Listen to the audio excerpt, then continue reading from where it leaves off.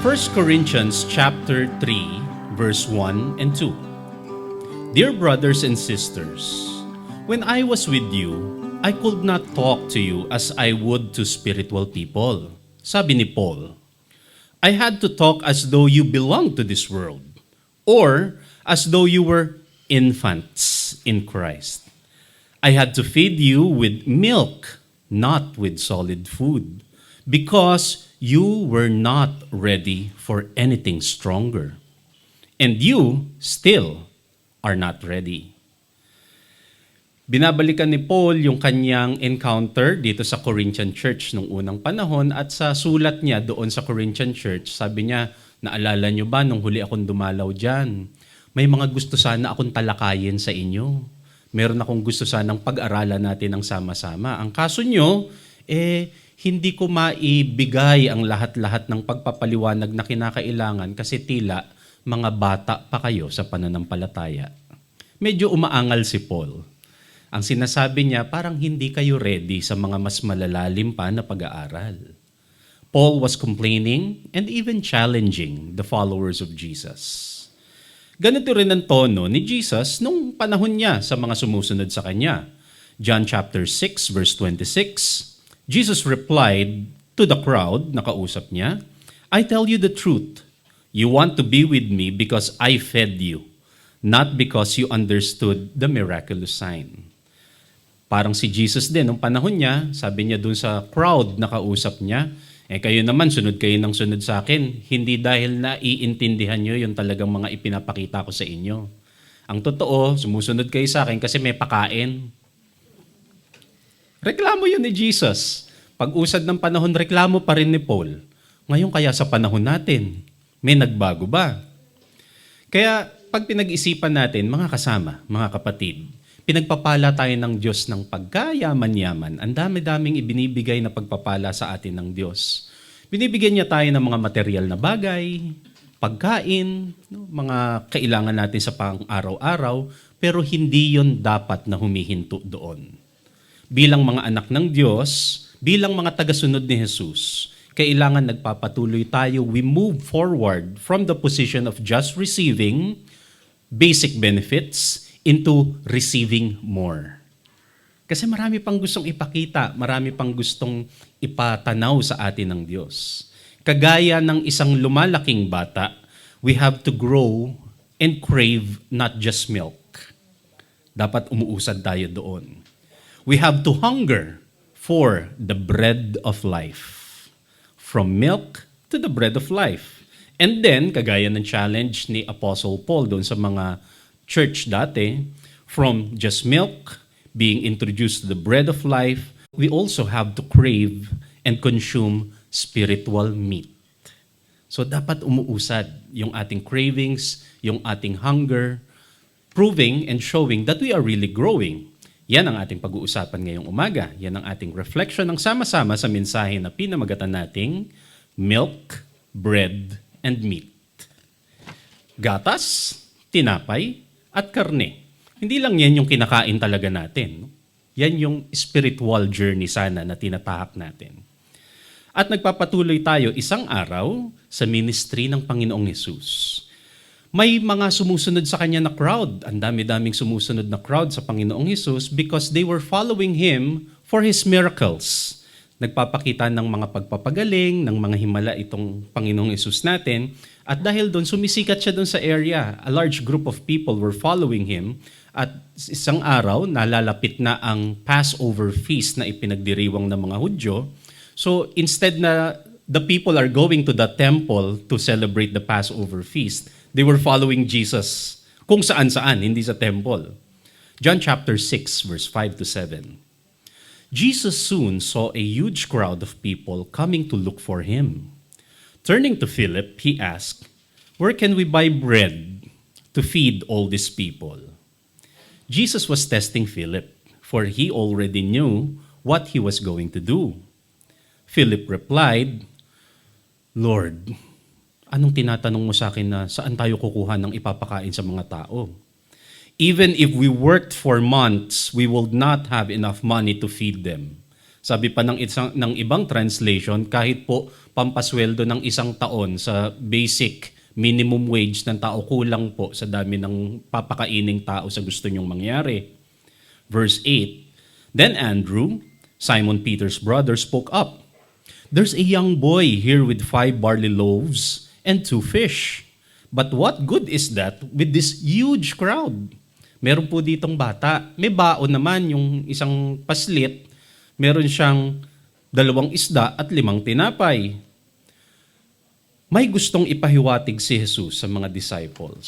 Hindi naman talaga pagkain yung issue. Hindi naman talaga yung ipapakain. Sinabi na nga, Jesus already knew what he was going to do. Pero gusto niyang tignan gaano kahanda yung mga disciples sa gustong ipakita ng Diyos. Sa pagpapatuloy, John chapter 6, verse 10 to 13, Tell everyone to sit down, Jesus said. So they all sat down on the grassy slopes. The men alone numbered about 5,000. So lalaki lang usually kasi ang sinesensus nung araw. Ang bilang nila, 5,000 na. Lalaki pa lang, ha? Then Jesus took the loaves, gave thanks to God, and distributed them to the people. Afterward, he did the same with the fish. Kinuha ni Jesus yung baong tinapay at mga isda, ipinagpasalamat sa Panginoon at dinistribute sa lahat ng tao. And they all ate as much as they wanted. As much as they wanted. Ibig sabihin, hindi lang isang serving yung inabot ng tao. Pwede pang may balik. Pwede pang may take 2. Verse 12, After everyone was full, Jesus told his disciples, Now gather the leftovers so that nothing is wasted. So they picked up the pieces and filled 12 baskets with scraps left by the people. Dami kasing tira. So nakaipon pa sila ng 12 baskets. And these were left by the people who had eaten from the 5 barley loaves. 5 lang daw yung tinapay pero ang dami-daming natipon na pang take home pa. 12 basket pa na puno. Dito pa lang marami na tayong matututunan. Like for example, kailan daw dapat mag-ipon? Kailan daw dapat magbalot ng iuuwi pagkatapos kumain? Kailan daw? After everyone ate. So, dapat nagsasharon kuneta pagkatapos makakain ng lahat. After everyone was full, kailangan ipunin ang lahat ng tira. Pagkatapos makakain ng lahat, tsaka magbalot. O, lesson na kagad yun. O, sige, tama na yun. Closing prayer na tayo. Pero, mga kasama, yan ay tanda ng pagiging masinop. Yan ay tanda ng konsiderasyon na sapat naman yan. So, dapat merong tamang timing. At hindi lang siya sa pagiging mapag-alalahanin sa lahat. It's about being caring for leftovers kasi pwede pa yan magamit sa ministry. So as I have said, dito pa lang marami na tayong mapupulot na araw. Pero hindi pa yan. Hindi pa talaga yan yung pag-uusapan natin. Context pa lang yan nung gusto nating buksan ng mga aral. Hindi pa yan yung kwentong pagtutuunan natin ng pansin. John chapter 6, verse 14 to 15. When the people saw Jesus do this miraculous sign, they exclaimed, Surely, he is the prophet we have been expecting. When Jesus saw that they were ready to force him to be their king, he slipped away into the hills by himself. Dahil sa himala ng pagpapakain ng mahigit 5,000 tao, padalos-dalos, pabigla-bigla yung gusto ng mga tao na gustong gawing hari si Jesus. First, si Philip, hindi niya na-gets yung gustong ipahiwatig ng Panginoong Jesus. Sumunod, ang mga madla, ang mga tao, hindi pa rin nila nakukuha yung gustong ipahiwatig ng Panginoong Jesus. It's not about the food. Hindi ito tungkol sa pagkain. Malinaw na hindi naiintindihan ng lahat yung gustong ipangaral ng Panginoong Jesus. At nung nakikita ni Jesus na gusto siyang italaga na maging hari, as if ganun-ganun lang, anong ginawa niya? He slipped away. Tumakas, naglaho, bigla, nagdissolve. Ganun ang ginawa ni Jesus. Jesus left the crowd. He even left the disciples. Ayaw niya ng ganun. And hindi naman nabanggit, pero I can imagine personally na May frustration siguro si Jesus. Kasi meron siyang gustong iparating eh. Meron siyang gustong ipahiwatig. Yung mga tao, iba ang pagkakagets. Ang layo doon sa gusto niyang makita sana ng lahat. Kaya umalis na lang siya. Nagtago na lang siya. And as a matter of fact, iniwan niya yung mga disciples at hinanap siya ng lahat. Kasi nga, parang kani-kanina lang, may mga pakain, may celebration, tapos nasaan na si Jesus? Yung mga tao, bagaman tumakas si Jesus, nagtago siya sa isang mas liblib na bahagi ng lugar, sinundan pa rin siya. Kasi nga, iba ang intention, iba ang pagkakaunawa ng mga tao. Nung nakita siya ng mga tao, 10 kayo nagpunta. Nax, concerned. Di ba? Ano pong nangyari? Ba't niyo po kami iniwan? Di ba? As if talagang concern na concern. John chapter 6, verse 26 to 15. Jesus replied, I tell you the truth. You want to be with me because I fed you, not because you understood the miraculous signs. But don't be concerned about perishable things like food. Spend your energy seeking the eternal life that the Son of Man can give you. For God the Father has given me the seal of approval. Sabi ni Jesus, magkatapatan na tayo. Concern pa kayo kunwari. Sa totoo lang, hinahanap niyo ako kasi may pakain. Pero hindi niyo talaga naiintindihan yung gusto kong ipahiwatig. They replied, verse 28, we want to perform God's work too. What should we do? Jesus told them, this is the only work God wants you to do. Believe in the one He has sent. Gusto nga namin talagang gawin yung ministry. Sabi nilang ganun. Talaga namang gusto naming sumunod sa Diyos. Pues, gusto niyo talagang sumunod. Ito talaga ang business niyo. Paniwalaan niyo, buksan niyo ang isip niyo sa ipinapahiwatig ko. Yun ang sabi ni Jesus. Ang hanap niyo kasi free food. Hindi malinaw ang priorities niyo. Kaya ang hamon ni Jesus, tanggapin niyo yung gusto kong ipahiwatig sa inyo. Now notice the Jewish people, despite their cultural standards, despite their compliance to the temple, despite having very strict religious practices, the Jewish people is not doing God's works according to Jesus themselves. Hindi yan. Malayo. Malayong-malayo yung ginagawa ninyo.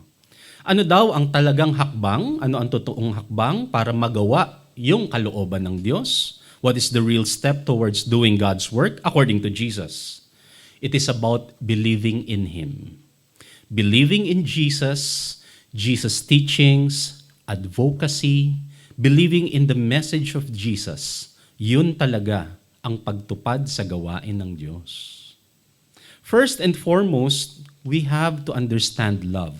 These people, they have to understand love. Kasi, yun ang sinasabi ni Jesus. Wala kasing love dun sa ginagawa ninyo. Kaya nga, dapat mauna, maniwala muna kayo sa message ko. Accept love as a gracious gift in our lives and live inside the love for others. Yun ang number 1 step. O sige, gusto nyo talaga mag-ministry, ito ang talagang gawin ninyo. Ano ang basic? Love for others. Bakit? Si Apostle Paul sa kanyang reflection niya, 1 Corinthians chapter 13, verse 1 to 3, sabi ni Apostle Paul kasi, sa realization niya, if I could speak all the languages of earth and even of angels, but if I did not have love for others, I would only be a noisy gong or a clanging cymbal. If I had the gift of prophecy and if I understood all of God's secret plans and possessed all knowledge, and if I had such faith that could move mountains, but if I did not love others, I would be nothing.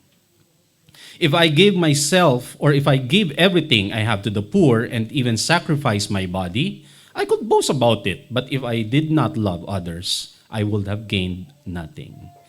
Love is basic. Love is the first step. At hindi yan yung romantic love. Ang tinutukoy natin na love dito is compassion, kindness, kabutihang loob sa kapwa. Yun yung love na tinutukoy ni Jesus. That's the basic step. To be compassionate for others, yun ang dapat na tinututukan ng lahat. At sabi pa nga ni Apostle Paul doon sa kanyang tinutukoy kanina, kahit kasi gawin ko ang mga ministry, kahit na gawin ko ang lahat-lahat ng activity kung walang love, sayang lang. Makikita mo sa kilos ng tao, sa buhay niya, kung talagang nakatuon siya sa pagtupad sa gawain ng Diyos. How? You will always find love. Kaya yun ang basic. Without love, there can be no work done that is for God. Without love, wala talagang gawain na para sa Diyos. This is what it means to believe in Jesus. Again, yan yung basic. Yan yung ipinapamanhik ni Jesus doon sa mga sumusunod sa kanila. Kasi nga ang hanap nyo tinapay na kinakain. Ang hinahanap nyo yung pakain. Ang hanapin nyo yung basic. Yan yung milk. Kung meron tayong ituturing na milk na ibinibigay sa sanggol, yung unang meal niya sa buhay niya, kasi hindi pa kaya ng organs niya, hindi pa kaya ng katawan niya, yan yung milk. At sa atin, bilang Kristiyano, wag na muna kayong maghanap ng mga doktri-doktrina. Wag na muna kayong maghanap ng mga matataas na theology kung higit sa lahat, wala pang love sa buhay ninyo. Kailangan mamuhay muna yung love. Tanggapin yung love sa buhay ninyo. You have to realize first na mahal ka ng Diyos. Love ka ni Lord. Pagka na-realize mo yon kung gaano ka kamahal ng Diyos, mag-uumapaw yon patungo sa kapwa. Kaya nga, yun ang milk. Yun ang basic kasi. We have to understand, sabi nga natin sa kanta kanina, that God has been so good. God has been so loving. Kailangan baon-baon natin yun. Sa pagpapatuloy ng kwento, John chapter 6, verse 30. They answered, "Show us a miraculous sign if you want us to believe in you. What can you do? After all, our ancestors ate manna while they journeyed through the wilderness. The scriptures say Moses gave them bread from heaven to eat." Jesus said, "I tell you the truth. Moses did not give you bread from heaven. My Father did." Sabi ni Jesus, hep, hep, hep. Hep, hep, hep. For your information, sabi ni Jesus. No? I beg your pardon, sabi ni Jesus. Hindi si Moses ang nagbigay ng tinapay na yan. Ang ating Ama sa langit. Ang Ama ko sa langit, sabi pa nga ni Jesus. Ang Ama ko. Ibig sabihin, hindi nyo Ama. The true bread of God is the one who comes down from heaven and gives life to the world. Sir, they said, give us that bread every day. Ano yung dinedemand niya kay Jesus? Ano yung dinedemand ng mga tao kay Jesus? At kung ang pagtutuunan nga natin ng pansin, magkaiba sila ng tinapay na tinutukoy ha. So ang gusto nila may pakain araw-araw. Di ba? Kasi magkaibang bread yung tinutukoy ni Jesus at yung tinutukoy ng mga tao. Even at this point, pansinin niyo mabuti. Kanina lang, gusto ng mga tao na gawing hari si Jesus dahil may miraculous sign, gawin natin siyang hari, siya na yun. Tapos biglang nag-shift lang ng pananaw si Jesus to introduce them to a higher knowledge. Biglang magbigay ka ng miraculous sign. Labo, no? Ganun sila kaharap nun. And you could just imagine yung frustration ni Jesus. Even at this point, Jesus is trying to introduce the bread from heaven. Magkaiba yung tinapay na tinutukoy natin. Okay, yan yung basic. Love, milk yan. Let's go for something higher. The bread from heaven. Just a while ago, gusto nyo akong gawing hari. Ngayon, nanghihingi na naman kayo ng miraculous sign. Ngayon, biglang penge ng miracles na naman. Yan ang mahirap doon sa mga hanap ng himala. At nagiging sakit ng mga church, nagiging sakit ng mga followers, ng mga naghahanap sa Diyos. Kailangan may himala. Ang sabi nga ni Nora Honor, nasan daw ang himala? O, di ba? Alam nyo mismo yung yung script. Di ba? Yung himala kasi na hinahanap, wala naman talaga yon. Ang totoong himala, actually may point siya eh. Wala talagang himala na hinahanap ninyo. Yung mga bumubuka ang lupa, sumasayaw ang rebulto, diba? Nagiging kulay pula ang araw. Kasi ano namang epekto sa atin yan kung magkaganyan? Ang totoong himala, may point siya. Ang totoong himala, nasa puso. Ang totoong himala, pag nagbago ang puso, pag nagbago ang kalooban, pag nagbago ang isipan, yun ang totoong himala. Kaso nga, itong mga tao, iba ang hanap na himala. Ano daw ang miracle na hanap? Material things na naman. Fanfare, bongacious, bonanza, popularity, show of strength, of force. Yun ang mga hanap na himala.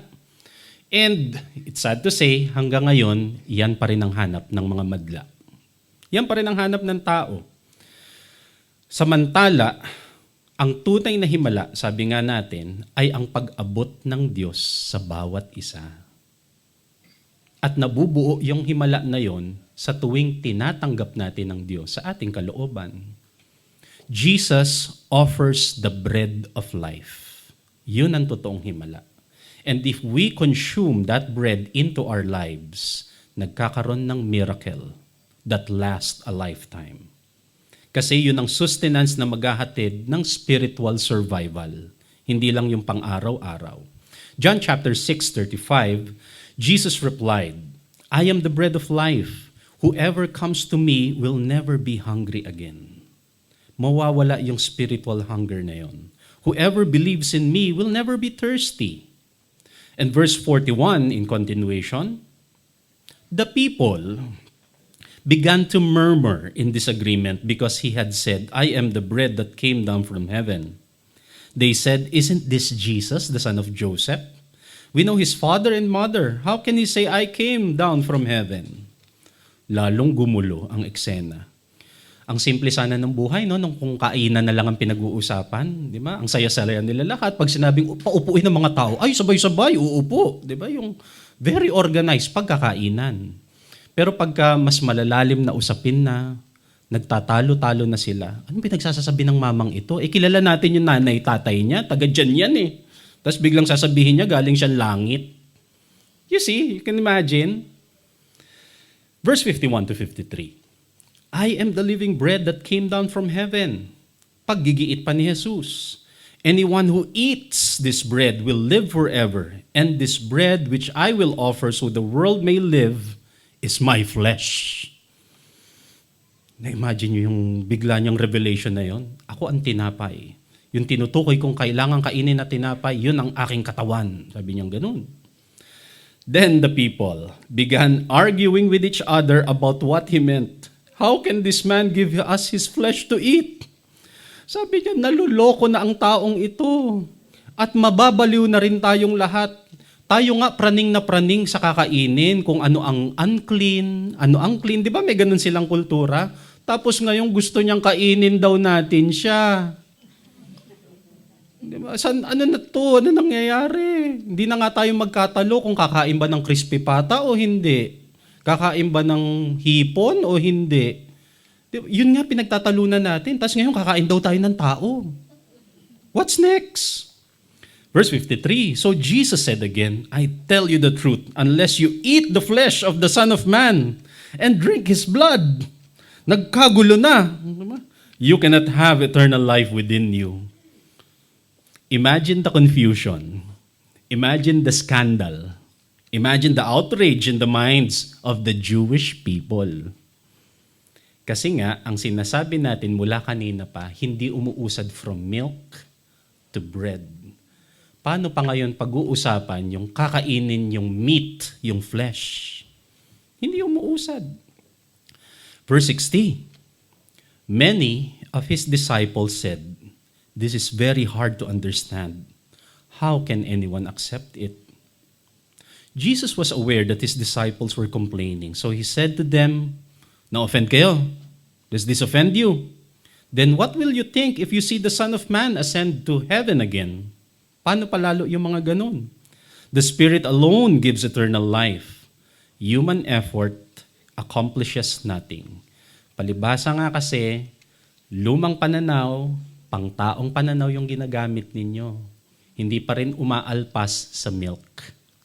Hindi pa rin gumagraduate sa milk. How much more the bread and the meat? And the very words I have spoken to you are spirit and life. This is a sad part of the story, verse 66. At this point, many of his disciples turned away and deserted him. Dumating na yung filtering na nangyari talaga. At this point, umayaw na talaga yung iba. Then Jesus turned to the 12.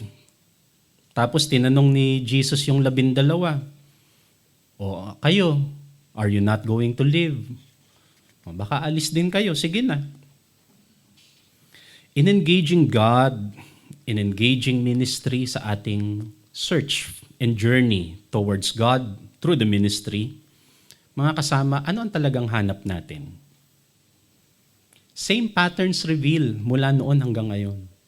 Pagka kainan, masaya naman talaga may kainan, may kasiyahan. Kailangan naman natin yon. At gusto natin na baon-baon nyo yan, pampalakas ng loob. Diba? Pampasigla ng buhay yan eh. Pero higit doon, in our journey in search of God, ano ang talagang hinahanap natin? Ano ang talagang tinuturing nating pagpapala na hinahanap natin sa buhay? Yan yung mga kailangan nating pag-isipan. Following yung story na yun na nauna na. Makikita rin natin na doing and joining activities is not the same as growing spiritually. So, hindi yan porke attend ka ng ministry and activities. Hindi ibig sabihin lumalalim. Hindi laging ganun. Mga tao nga 5,000 mahigit ang bilang, di ba? Pero nung alisan na, nung nagkakalaliman na ng usapin, kanya-kanyang alisan na. Fanfare activities are popular with crowds, but it doesn't necessarily mean spiritual depth. Kung ikaw, ang minister din, and many of you are leaders, many of you are ministers, yan yung isang paalala na huwag kayong maghahanap ng mga popularity, huwag kayong maghahanap ng paramihan ng attendance. It's not always about attendance. Mas maganda pa nga minsan kung konti lang kayo kasi alam nyong nagkakaintindihan kayo ng mabuti. Pero hindi indicator lagi na marami kayo, spiritually big yung crowd na yun. Do not equate effectivity with popularity. Let me say that again. Do not equate effectivity with popularity. Hindi porke popular, hindi porke bongacious or bonanza, ay malalim nga. No. Jesus actually wanted quietness. Jesus actually wanted subtlety. Kaya nga 'di ba tumakas siya? Remember yung part na yung kanina sa storya? Na nagkakadamihan na ng tao kasi nga, ang saya, 'di ba? Ang kagulo ang lahat. Siya unti-unti siyang tumakas sa gilid. Jesus left the crowd because Jesus is not dependent on the crowd. Hindi siya nakasalalay, hindi siya nakasandig sa dami ng tao. Hindi tungkol doon ng ministry. As a matter of fact, Jesus even criticized the crowd. Nadidistorbo kasi yung katahimikan niya. Pag tinunton nyo yung John chapter 6 na yun, di ba tumakas na nga siya? Yung mga tao sunuran din. Matter of fact, doon sa kwento, tumawid ulit siya doon sa kabilang side ng lake. Yung mga tao, nagsakayan din ng bangka para tumawid papunta doon sa kabilang side ng lake. Nung sinasalubong nila si Jesus, saan po kayo nagpunta? Alalang-alala kami. Ganun yung kwento. Ang sagot ni Jesus sa kanila, ba't ba kayo kasi sunod ng sunod? Nandito nga ako, nananahimik eh. Ganun yung format ng kwento niya. Ayaw ni Jesus ng crowd, ayaw ni Jesus ng ingay. Hindi siya ganun. That's something to follow. That's something we can emulate. At kung hindi man ikaw yung minister, pwede mo rin yung gawin as a follower. How? Allow your ministers their personal and even their quiet space. Makakatulong na malaki yun kasi kailangan din nilang manahimik, kailangan din nilang mag-aral. Service and ministry is more than having popular activities. Yun yung isang kailangan nating makita, mabaon doon. Now, going back to our point na from milk to receiving the bread of life to craving for spiritual meat, ang challenge natin mga kasama, seek God's higher blessing. Kailangan hanapin natin yun lagi. God is always ready to give more. Ang tanong, do we want more? And what is these higher blessings? Enlightenment, inner peace, inner joy, harmony for others. Kaysa kung ano-anong himala yung hinahanap. Kaysa mag-request ng himala na bumuka yung lupa, yung ganyan, yung gusto ko po sana magsalita sa akin tong puno na ito. Ano naman magagawa sa'yo kung kausapin ka ng puno? Pero how about harmony for others? How about fruitfulness? How about growth and maturity? Yan yung mga mas dapat nating hanap. Ito ay higit kahit sa ano pang bagay na material na pwede nating matanggap. Hebrews chapter 5, verse 12 to 14. By now, you should have been teachers, sabi ni Paul sa mga kausap niya. Or sabi sa Hebrews rather. By now, you should have been teachers. But once again, you need to be taught the simplest things about what God has said. You need milk instead of solid food. Hindi pa kayo gumagraduate, yun ang point niya. Sana nagtuturo na kayo. Sana mas matataas na yung pinag-uusapan natin. Kaso hindi pa kayo graduate sa gatas. Verse 13, people who live on milk are like babies who don't really know what is right. Solid food is for mature people who have been trained to know right from wrong. So, in short, wag pa bebe. We have to graduate. We have to be ready for higher things. Growing into Jesusness is learning. Growing into Jesusness is understanding more. Not growing leads to being easily distracted, sabi sa Hebrews kanina. Pagka hindi ka nag-grow, mas madali kang matisod, mas madali kang malito, mas madali kang madaya. And you know what's worse? Pagka hindi ka nag-grow, it can lead you to going around in circles. Yung paulit-ulit ka ng ginagawa, tila busy-busy, pero pag tinignan mo, paikot-ikot lang, wala namang inusad talaga. So, sayang. 2 Peter chapter 3 verse 16 to 18. This is an interesting note from Peter about Paul. Ito si Peter, pinag-uusapan niya si Paul para sa kanyang mga congregation na hawak. Paul's letter, sabi ni Peter, contains some things that are hard to understand, which ignorant and unstable people distort as they do the other scripture to their own destruction. Sabi ni Peter, yan naman kasi si Paul, kilala naman ng lahat, medyo meron siyang mga pinapaliwanag na mahirap intindihin. Ang problema, yung mga hindi nakakaunawa, lalo yung ginugulo. Therefore, dear friends, verse 17, since you have been forewarned, be on your guard so that you may not be carried away by the error of the lawless and fall from your secure position. O yan binabalaan ko na kayo. Merong mga nagmi-misquote kay Paul. Kasi nga, alam naman natin, meron talaga siya mga gustong buksan na malalalim na bagay. Ano ngayon ang prevention? Ano ngayon ang solusyon in this warning ni Peter? Verse 18. But grow in the grace and knowledge of our Lord and Savior, Jesus Christ. Yun lang ang solusyon. Grow. Matuto lalo. Gumraduate from milk to receiving the bread of life, to craving for more solid, meaty food spiritually. Growing into Jesusness, therefore, is learning and understanding, and then doing good, living in love and peace, more and more. Yun ang paglago talaga. We have to be ready for more. Colossians chapter 1, verse 9 to 10, we continually ask God to fill you with the knowledge of His will through all the wisdom and understanding that the Spirit gives, so that you may live a worthy of the Lord and please Him in every way, bearing fruit in every good work, and again, growing in the knowledge of God. Nawa, kagaya ng binabanggit ni Paul sa mga kausap niya dati, yan din ang aking panalangin, ang ating panalangin para sa bawat isa. Nawa mamuhay tayo sa isang pamumuhay, sa isang paglakad dito sa mundong ito na nakakalugod sa Diyos. Bago nyo i-reinterpret, ano ba yung nakakalugod sa Diyos? Minsan nagtatalo-talo pa dyan. Ito yung sinasabi ng verse. What is a kind of life that pleases God? Grow in doing good works, bear much fruit, and more importantly, grow in terms of understanding more, growing in knowledge. Yun ang kailangan natin. Sa pagtahak natin, kailangan pa nating ihanda yung sarili natin sa mga marami pang pag-aaralan. Hindi lang sa mga susunod na araw, sa patuloy nating pagsasama-sama sa pamayanang ito. Marami pa tayong bubuksan na aralin. Ready ba tayo doon? O hanggang kainan na lang? You decide. We have to decide. Kasi kailangan natin yung tahakin one way or the other. But I pray, You know, God wants to bless us more. Marami pang gustong iparating, ipahayag sa atin ng Diyos. Nawa, maging ready tayo na tanggapin ang kanyang kalooban.